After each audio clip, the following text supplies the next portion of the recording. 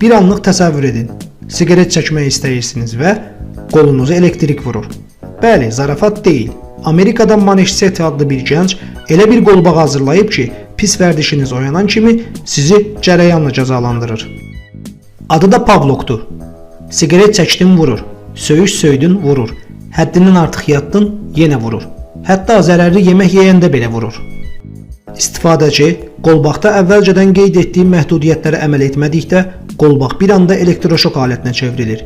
Ən pisi odur ki, bu qolbağı kimin qoluna taxmağınızdan asılı olaraq onu uzaqdan idarə etmək də olur. Təsəvvür edin, bir anlıq səhv etsəniz, sadəcə düyməyə toxunulur və yerinizdən sıçrayırsınız. Qolbaq bu ilin sonunda Amerikada satışa çıxarılacaq və qiyməti $250.